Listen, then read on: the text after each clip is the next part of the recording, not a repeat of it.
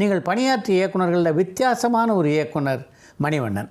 Manivannan sir வந்து ரொம்ப ரொம்ப கேஷுவலா ரொம்ப ஜாலியா ஷூட்டிங் நடத்துவாரு. ஏன்னா நான் I came from a very school of very it was very strict. ஸ்ட்ரிக்ட்னா அவர் ஸ்ட்ரிக்டா இருக்க மாட்டார், பட் அந்த என்வாயன்மெண்ட் வந்து இன்னும் ரொம்ப he's a stalwart, golden age of film மேக்கிங்லேருந்து வந்திருக்காரு. அப்படிங்கும்போது ரொம்ப எல்லாம் ஈஸியா டைரக்டர் கிட்ட போய் பேசுறது, ஷார்ட் நல்லா இருந்ததான்னு கூட நமக்கு கேட்க தோணாது. ஏன்னா அவருக்கு சாட்டிஸ்ஃபை ஆனா போதுங்கிற மாதிரி. இவரு வந்து என்னம்மா நல்லா இருக்கா அப்படி எல்லாம் கேட்பாரு. என்னம்மா இது இப்படி இந்த இது வந்து தமிழ்ல டயலாக், இதை நீ இங்கிலீஷ்ல பேசிக்கங்க அப்படின்பா. அப்படி எல்லாம் இருக்கும்போது அது ஒரு ரொம்ப புதுசா இருந்தது. நம்ம கூட டயலாக் எல்லாம் இங்கிலீஷ்ல, அதான் அவர் தமிழ்ல சொல்லிடுவாரு. நீங்க அதை வந்து அந்த ஒரு காலேஜ் ஸ்டூடெண்ட் மாதிரி அதை வந்து நீங்க அதெல்லாம் வந்து ரொம்ப டிஃப்ரெண்டா இருந்தது. ஓகே அப்படின்னு டைரக்டர்ஸ் வந்து டிஃப்ரெண்ட் வே ஆஃப் டைரக்டிங் அப்படின்னு. ஸோ அவரு சொல்லிலாம் கொடுக்க மாட்டார். நீங்க எப்படி வேணா சொல்லுங்க, நீங்க அது ஃபாஸ்டா பேசுனா கம்மியா பேசுங்க, ஸ்லோவா பேசுங்க, அவ்வளவுதான் சொல்லுவார் தவிர very different. It was very different. அதனால எனக்கு அவரோட ரொம்ப ரொம்ப ஜாலியா பேசுவாரு.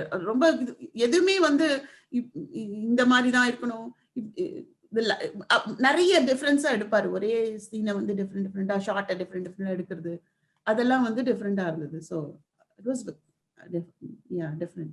அறிமுகமான ஆண்டுக்கு அடுத்த ஆண்டிலேயே ஒரு பக்கம் நடிகர் திலகம் சிவாஜி கணேசன், இன்னொரு பக்கம் மம்முட்டின்னு இரு மிகப்பெரிய நட்சத்திரங்களோடு நடிக்கக்கூடிய வாய்ப்பு உங்களுக்கு கிடைச்சது. சிவாஜி சார் வந்து எப்படின்னா, அது மெயினா அவர் ஆக்சுவலா அதுல வந்து ஒரு ஸ்மால் ரோல் தான். அதுல அது மெயினா சிவாஜி சாரோட நடிக்கணுங்கிற ஒரே ஒரு ஆசையில தான். அவர் படங்கள்லாம் நானும் நிறைய அப்பெல்லாம் வந்து கட்டபொம்மன், வீரபாண்டிய கட்டபொம்மன் எல்லாம் வந்து பார்க்கணும்னு சொல்லி கூட்டிட்டு போற படங்கள் அதெல்லாம்.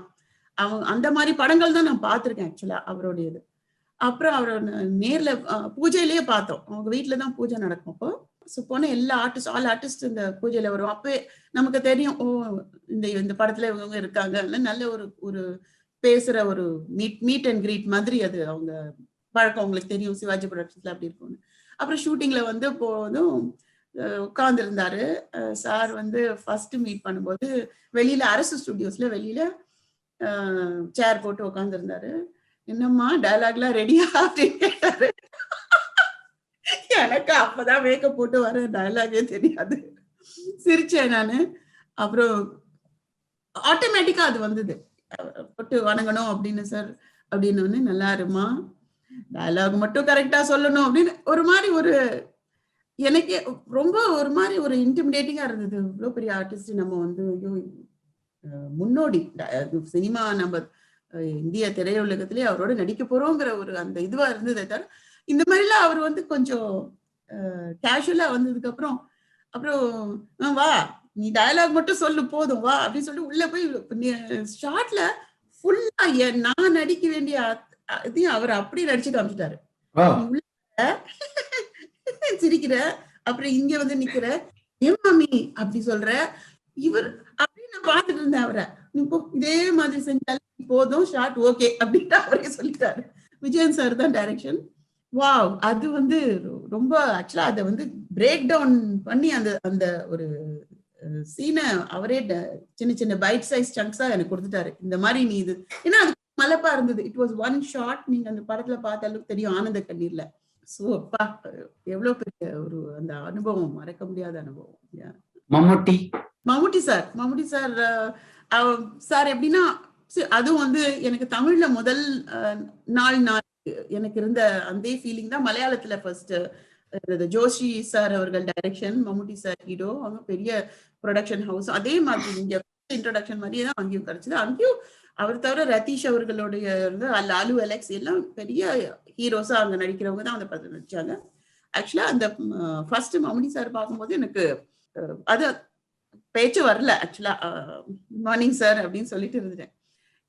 அவர் என்ன செஞ்சாருன்னா, பார்க்கும்போது ரதீஷோட ஒய்ஃப் டயானா அவங்கள மாதிரியே இருக்கீங்க அப்படின்னு சொல்லிட்டே இருப்பாரு. எனக்கு வந்து இப்ப இந்த டயானாவை பார்க்கணும் அப்படின்னு. அது ஒரு மார்னிங் வந்து எல்லா டயானா கொண்டு வாங்கப்பா, டயானா கொண்டு, அந்த மாதிரி ஒரு ஃபுல்லா ஒரு காலேஜ் அட்மாஸ்பியர் மாதிரி ஆயிடுச்சு. இப்போ வந்து நம்ம ஒரு காலேஜ் போனா எப்படி இருக்கும் அந்த மாதிரி. ஸோ அது வந்து இவ்வளவு பெரிய ஒரு ஆர்டிஸ்ட் வந்து இவ்வளவு கேஷுவலா ஒரு இதுவா அதை ஒரு பேசும்போது அவர் வந்து புக்கு படிச்சுட்டே இருப்பேன். வந்து புக்கு தலைகீழ இருக்கு பாருங்க அப்படின்னு சும்மா வந்து அதெல்லாம் தலைகீழெல்லாம் இல்லை சார்.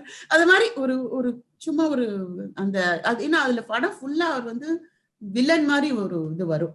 ஸோ நிறைய வந்து அந்த சீன் எல்லாம் வந்து அவரை வந்து கோபமா பேசுற மாதிரி ஒரு எடுத்தெறிஞ்சு அத மாதிரிதான் அந்த சீன் வரும்.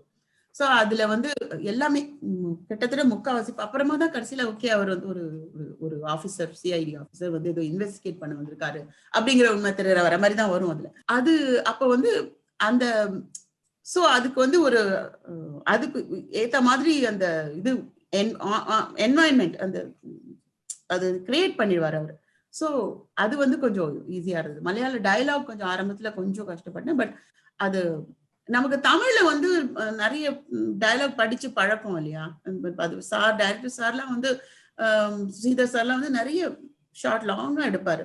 ஸோ அது பழகி போச்சு. ஸோ காலையில போய் கூட பை ஹார்ட் பண்ணிடலாம், அதை பத்தி ஒன்றும் ப்ராப்ளம் இல்லை. பட் இது இவரோட நடிக்கிறது கொஞ்சம் பயந்தேன். பட் அவர் வந்து ரொம்ப கேஷுவலா கொண்டு வந்துட்டாரு.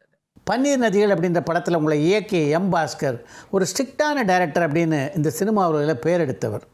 அவருடைய ஸ்ட்ரிக்ட்னஸ்னால ஏதாவது பிரச்சனையை அந்த படத்தில் நீங்கள் சந்திச்சிங்களா? நீங்க சொல்ற மாதிரி தான் அப்ப எல்லாரும் சொன்னாங்க சார். 30 வருஷத்துக்கு முன்னாடி அவர் வந்து பயங்கர டிசிப்ளின். அவர் யூனிட்டுக்கு போயிட்டா வந்து பிரேக்கே நீங்க வேற எங்கேயும் போகவே முடியாது, முடிச்சுட்டு தான் அனுப்புவாரு. அது மாதிரிதான் அவருடைய நேச்சரும் அப்படிதான். Very strict disciplinarian. அங்க மூச்சு பேச்சு நோ நத்திங். அதனால பட் ஆனா சிவகுமார் சார் தான் அதுல ஹீரோ. அமலா இருந்தாங்க அதுல.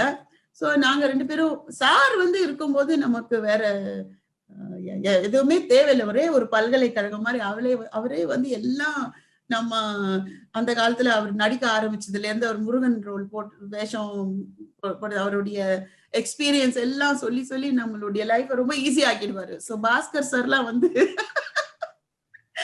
நமக்கு அப்போ டென்ஷனா தான் இருக்கும். டயலாக்லாம் கூட ரொம்ப சீரியஸா இருக்கும்.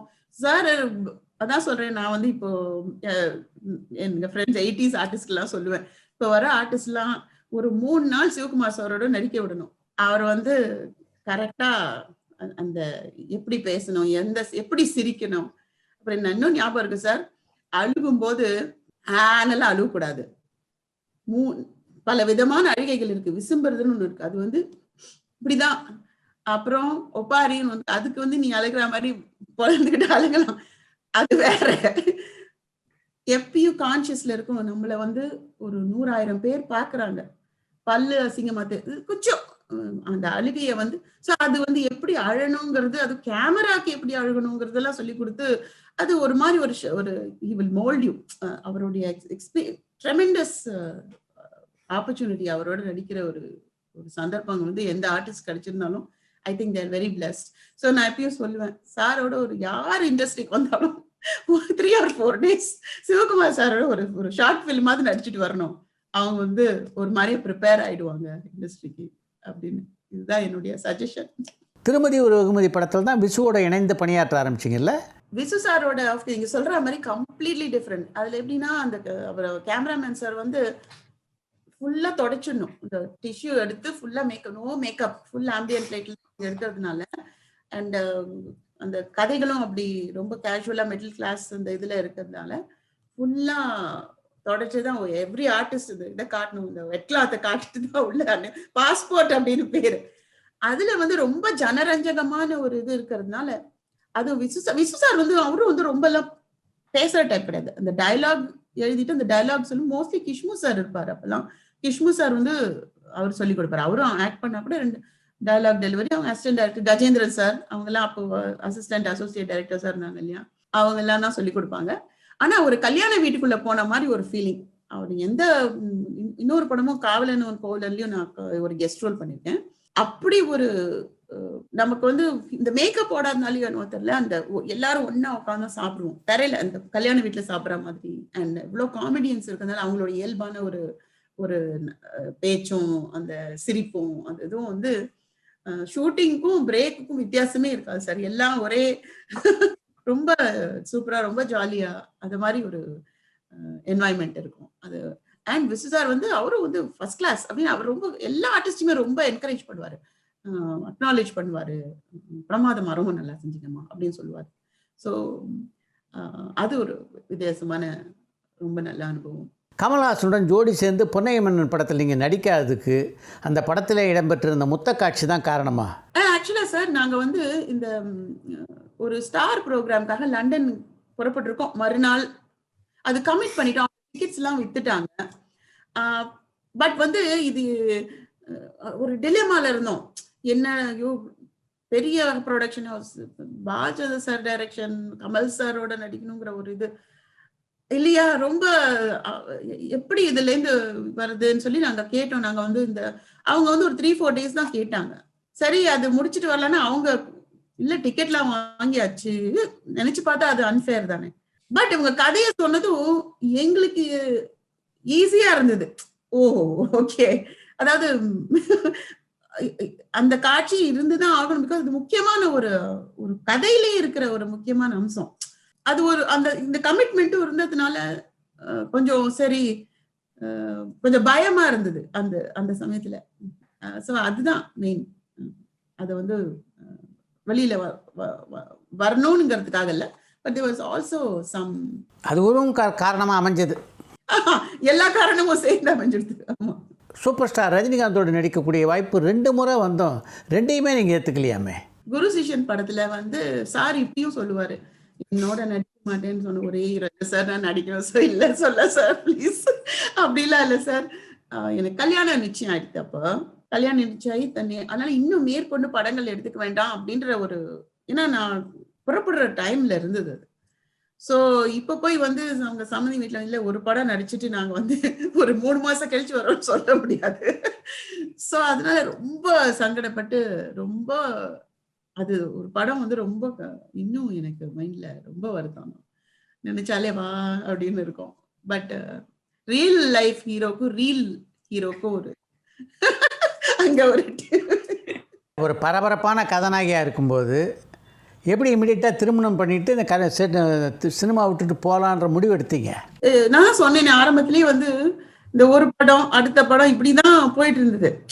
அப்போ வந்து ஒரு ஒரு ஜென்ரல்ல ஒரு வீட்டுல என்ன பேசினா, ஒரு அந்த 22 அந்த ஏஜ்ல வந்து கல்யாணம் பண்ணிடணும், அது மட்டும் அதெல்லாம் போஸ்ட்போன் பண்ணக்கூடாது. நீ எந்த பெரிய ஹீரோயினா இருந்தாலும் சரி, அது ஒரு மாதிரி அது ஒரு அண்டர்ஸ்டாண்டிங் மாதிரி இருந்தது, அன்ஸ்போக்கன் இது வச்சுக்கோங்களேன்.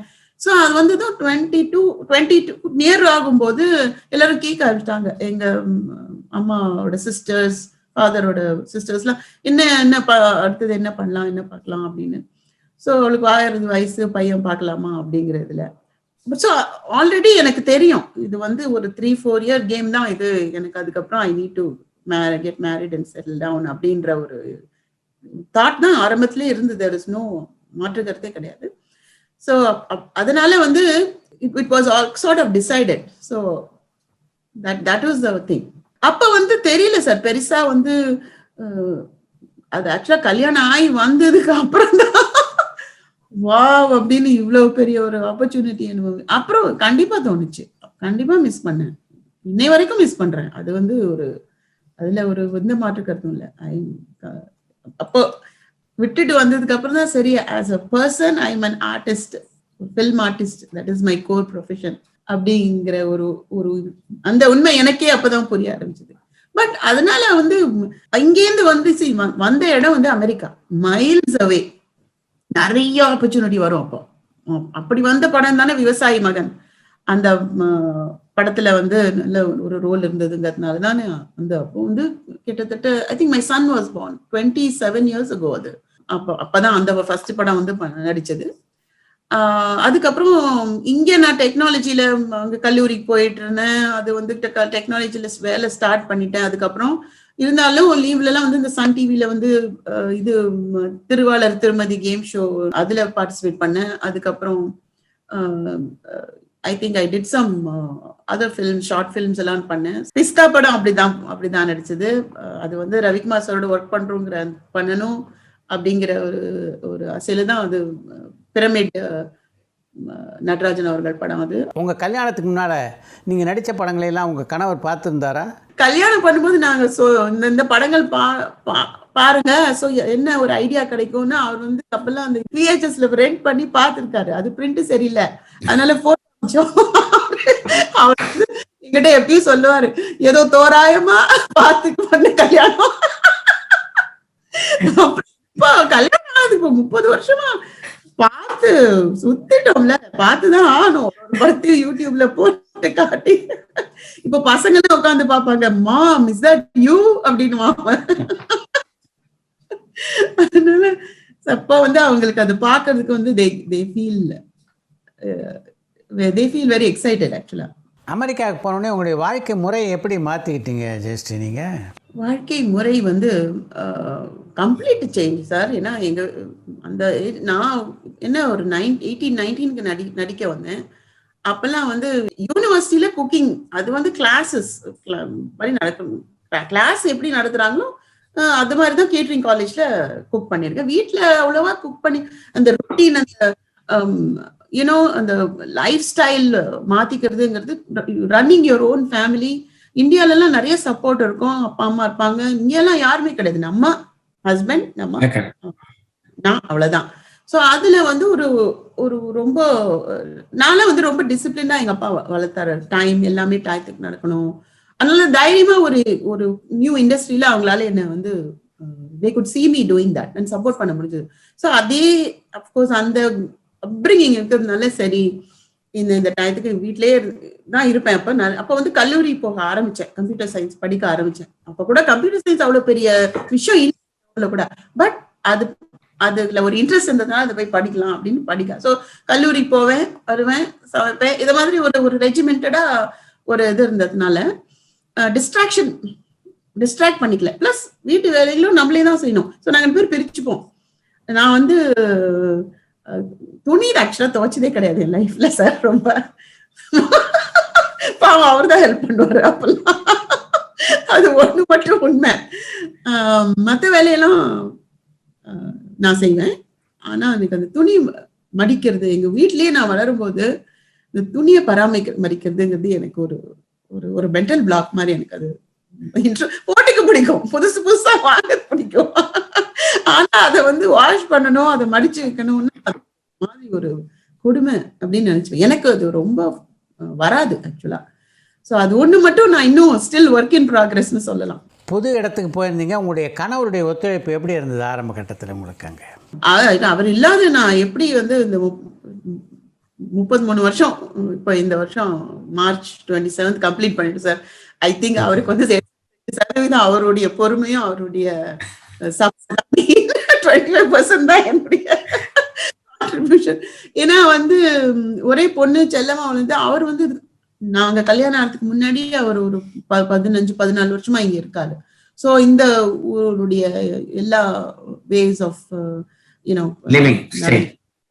லிவிங் ஸ்டைல் எல்லாமே அவருக்கு by the time he was a student, so he was very completely comfortable. So அவரு தான் வந்து எனக்கு ஃபுல் அண்ட் ஃபுல் கைட் பண்ணி இப்படிதான் இருக்கணும், இது be more flexible, you will miss your industry. அவனால கல்யாணத்துக்கு முன்னாடி கேட்டுட்டே இருப்பாரு. அவருக்கு என்ன ஒரு கேள்வி கேட்பாருன்னா, எப்பயும் யூ ஆர் இங்க விசிட்டர் விசால வருது வேற, இங்கேயே ஷாப்பிங் எல்லாம் பண்ணலாம் டெய்லி, அதெல்லாம் வேற. இங்கேயே இருக்கணும்னா லைஃப் வந்து கொஞ்சம் டஃப் தான். அது எனக்கு அப்போ புரியாது. அவர் சொல்லுவாரு, நீ நினைக்கிற மாதிரி இது இங்க எல்லாம் மால் எல்லாம் இருக்கு, விசிட் பண்ணும்போது எல்லாம் வாங்கி அந்த 10 நாளைக்குள்ள சாப்பிடுறது ஷாப் பண்றது எல்லாம் அது ஒரு வேற விஷயம். இங்கேயே இருக்கணும்னா லைஃப் இப்படி இருக்காது. இவர் என்ன இப்படி சொல்றாருன்னு யோசனை பண்ணுவேன், என்ன புரியலையே. சோ இந்த காலையில எழுந்து சிங்க் பல்லு தேய்க்கிறதுல இது முடிச்சா நம்ம தான் துடைக்கணும், பாத்திரம் ஒரு கிளாஸ் குடிச்சா அதை நம்ம தான் கழுவி வைக்கணும், இந்த கிச்சன் வந்து வெங்காயம் தோல்லாம் கீழே விழுந்தா யாரும் வந்து ஹெல்ப் நம்ம தான் கிளீன் பண்ணணும். சோ இதெல்லாம் வந்துதான் அவர் சொல்றாரு அப்படின்னு நடைமுறையில கத்துக்கிட்டேன். அந்த டாய்லெட் கிளீன் பண்றதுல இருந்து எதுவுமே அதாவது strip yourself off ego completely. There is no Jayashree the actress, there is only Jayashree the person who is living her life. இப்படிதான் இருக்கணும். இப்படி இருந்தாதான் இந்த ஊர்ல இருக்க முடியும். அதுவும் இல்லாம ஏதாவது ஒரு படிக்கிறதோ ஒரு ஒரு ஒரு எதுலயாவது ஒரு இன்ட்ரெஸ்ட் இருக்கணும். ஏன்னா எப்பயும் டிவியும் பார்க்க முடியாது, எப்பயும் எல்லாத்துக்கும் ஒரு இது இருக்கு இல்லையா? சோ நமக்கு இருக்கிற ஏதாவது ஒரு இன்ட்ரெஸ்ட்ல ஒரு த்ரெட் அப்படியே எடுத்துட்டு அதுல வந்து கண்டினியூ பண்ணலாம். இந்த ஊர்ல அந்த ஒரு ஆப்பர்ச்சுனிட்டி இருக்கு. எந்த ஊர்லயுமே இப்ப வந்து ஆன்லைன்ல இப்ப வந்திருக்கு. பட் அப்பெல்லாம் வந்து ஐ வுட் டெஃபினெட்லி சே இந்த கிளாஸ் போறது, கார்டனிங் இதுல இன்ட்ரெஸ்ட் வருது. அப்புறம் மெயினா இது ரெண்டும் தான் வந்து இந்த கல்லூரி போறதுங்கிறது வந்து ஒரு ஒரு பெரிய இல்லைன்னா நான் ஹோம்சிக் ஃபர்ஸ்ட் ஒரு வருஷம் ரொம்ப ஹோம்சிக்கா இருந்தேன். எனக்கு அப்போ ஆக்சுவலா ஆல்ரெடி ஒரு 3 இயர்ஸா சினிமா மட்டும் தான் தெரியும் எனக்கு. ஒரு ஆபீஸ்ல போய் வேலை செய்யறதோ ஒரு இதெல்லாம் வந்து நடைமுறையில எனக்கு நான் அப்படி இமேஜின் பை த டைம் எல்லாம் சேஞ்ச் ஆயிடுச்சு. So was very difficult but no other option, no looking back. This is it. அதாவது நானே சொல்லிப்பேன், அது எப்படின்னா ஒரு ஒரு ஃபுல்லா ஒரு கதை எழுதி முடிக்கிறேன், அது யாரும் வந்து நல்லா ஆயிடுச்சு இந்த திரும்ப எழுது அப்படின்ற மாதிரி ஒரு ஒரு இது நம்ம. So you have to write your own story. It's not done. So it was a major change, definitely. But the only way is lots of stripping of the ego. அப்படிப்பட்ட தருணத்தில் இந்த சினிமா விட்டுட்டு வந்தது தப்பு அப்படின்னு எப்போவாது ஃபீல் பண்ணியிருக்கீங்களா? ஓ S, எல்லாம் human emotion தானே சார்.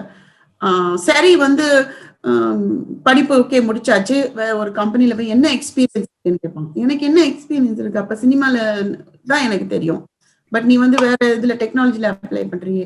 ஸோ எனக்கு போட்டியா நிறைய பேர் இருப்பாங்க, அவங்களும் வந்து எம்பிஏ அது இதுன்னு படிச்சுட்டு வருவாங்க. ஸோ அப்படி இருக்கும்போது நமக்கு தெரிஞ்ச ஒரு இது அதுல நான் எல்கேஜி இல்லையே, அப்ப விட்டுட்டு வந்துட்டோமே, அதுலயும் இப்ப போக முடியாது. ஏன்னா ஹாலிவுட்ல போய் இப்ப திரும்ப எப்படி ஸ்டார்ட் பண்றது? ஏன்னா அங்கேயே நான் ஸ்டார்ட் பண்ணலையே, அது தானே வந்தது தானே. அங்கேயும் போய் தெரியாது, பண்ணியிருந்திருக்க முடியாது. ஸோ ஒரு catch 22 மாதிரி இருந்தது. சினிமாவில் நீங்கள் நடிச்சுக்கிட்டு இருந்த காலகட்டத்தில் உங்களுக்கு மிகவும் நெருக்கமான நண்பர்களாக இருந்தவர்கள் யார் யார்? நெருக்கமான நண்பர்கள் அப்பெல்லாம் Amala was close, Suhasini, Mani Ratnam, Radhika,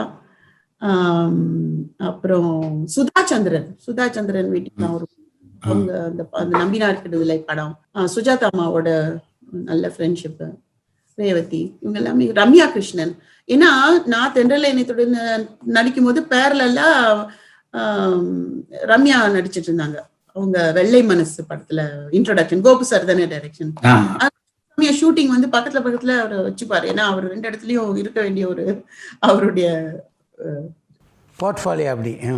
portfolio அந்த மாதிரி இருக்கிறதுனால ஸோ ரம்யாவோட நல்ல பழக்கம் ஆரம்பிச்சது அப்பலேருந்து. ஸோ இன்னை வரைக்கும் எல்லாரோடையும் நான் friends, accept Sudha Chandran and Amala தான் இந்த தமிழ் சர்க்கியூட்ல இல்லாதனால அவங்க அதனால கொஞ்சம் டச். பட் அவங்களையும் அமலாவையும் இப்போ நான் போன 2019 பார்த்தேன், எங்க 80s மீட்ல 30 வருஷம் கழிச்சு பார்த்தேன் ஃபர்ஸ்ட் டைம். அப்படியே வந்து கட்டிட்டாங்க. ஏன்னா அவங்க அடையாறுல இருப்பாங்க, நான் பெசன் நகர் அப்பெல்லாம் இருக்கணும். ஸோ அப்போ ஷூட்டிங் இல்லைன்னா கூட வருவாங்க வீட்டுக்கு. ஆண்டி அங்கிள் ரொம்ப ஆசையா இருப்பாங்க, வருவாங்க. we were friends. So it was nice to see her after so long. சினிமாவில் உங்களோட நடித்தவங்கலாம் அமெரிக்காவில் வரும்போது உங்களை சந்திச்சிருக்காங்களா? டெஃபினட்டா நடிச்சிருக்காங்க. இப்போ வந்து இந்த சந்திச்சிருக்காங்க நிறைய ஆர்டிஸ்ட் வந்து இப்போ ஷோலாம் வரும்போது நானே கூட ரீச் அவுட் பண்ணுவேன். இந்த மாதிரி நமக்கு தெரியலன்னா கூட நான் ரீச் அவுட் பண்ணுவேன். இந்த பேரியாக்கு வந்தா வாங்க, இல்லை நியூயார்க்ல எனி ஹெல்ப் வேணா சொல்லுங்க, யாராவது தெரிஞ்ச அது மாதிரி நம்ம பேசுறது, வெல்கம் பண்றது எல்லாம் நானே கூட பேசுவேன். உங்களுடைய விருந்தினராக உங்களில் யாராவது உங்க வீட்டிலேயே தங்கியிருக்காங்களா? ஓ எஸ், ராதா அவங்க ஃபர்ஸ்ட், ஆக்சுவலா she was my first guest. நாங்க வந்து கல்யாணம் அப்போ பசங்க கூட எங்களுக்கு பிறக்கல. அது அகைன் 27 years பிஃபோர். அவங்களுக்கு அப்பதான் கல்யாணம் நிச்சயம் ஆயிருந்தது, கையோட வந்தாங்க. அப்போ ஐ think I must been the first person சொல்லியிருப்பாங்க எனக்கு தான். அவங்க வந்து பாம்பேல இந்த மாதிரி ரெஸ்டாரண்ட் இருக்காரு, போட்டோ எல்லாம் காமிச்சாங்க, அம்மாவோட வந்தாங்க. ஸோ எங்களோட தாங்கினாங்க. கிட்டத்தட்ட ஒரு 3-4 days இருக்கும் நாங்க ஊர்ல. நிறைய போட்டோஸ்லாம் கூட இருக்காது, இங்க இருக்கு.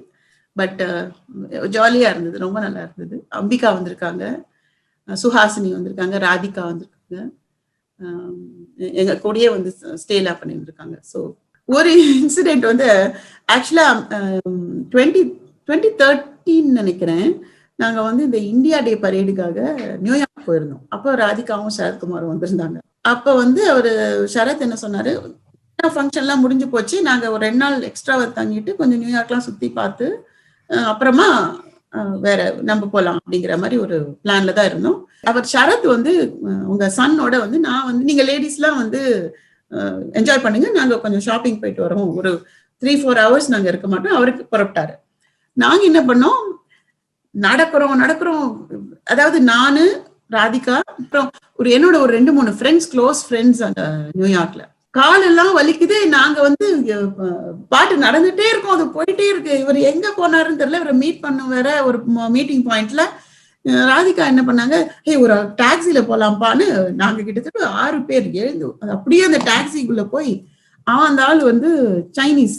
நான் ஏதோ சைனீஸ் எனக்கு தெரிஞ்ச ஒரு 2 வாரத்துல பேச ஆரம்பிச்சேன். சும்மா இருந்திருந்தா அவர் விட்டு இருந்திருப்பாரு.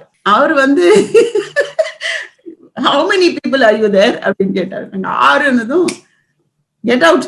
6 பேர்லாம் உட்கார முடியாது என்னோட டாக்ஸில. லீகலா நியூயார்க்ல 5 பேர் தான். முன்னாடி ஆக்சுவலி 4 பேருக்கு மேல, பின்னாடி 3, டிரைவர் பக்கத்துல 1, including driver only 5. Get out 6 of you நீ சொல்லிட்டீங்களா, தள்ளிவிட்டாரு. அப்படி திரும்ப நடந்து இப்படி பொடிநடையா போய் கால் வீங்கி ஐயோ அப்படி நடந்திருக்கோம் சார். அது மறக்க முடியாத ஒரு ஆனா அந்த போகும்போது வழியில ஒரு லைஃப் ஜேர்னி மாதிரி ஆயிடுச்சு. அது திடீர்னு வந்து யாரும் வந்து வராங்க. அதாவது என்னுடைய சைல்ட்ஹுட் ஃப்ரெண்டு, நான் சர்ச் பார்க் கான்வென்ட்ல படிச்சது, அவங்க லீவுக்கு வந்து அவங்க அப்புறம் கொஞ்ச தூரம் நடந்து போனா அங்க ராதிகாவுடைய அவங்க ஸ்ரீலங்கால இருந்து யாரோ ஃப்ரெண்டு, அவங்க வந்து பேசுறாங்க. இது வந்து எங்களுக்கு ஏதோ வேற ஏதோ ஒரு பரிமாணத்துல இருக்க மாதிரி ஒரு எக்ஸ்பீரியன்ஸ் அது. So it was just unforgettable time. So இந்த மாதிரி நடந்திருக்கு. பரபரப்பான சினிமா செய்திகள், நட்சத்திரங்களின் பேட்டிகள், சினிமா வரலாறு ஆகியவற்றை பார்க்கவும் படிக்கவும் உங்களுக்கான இணையதளம் tourantalkies.co.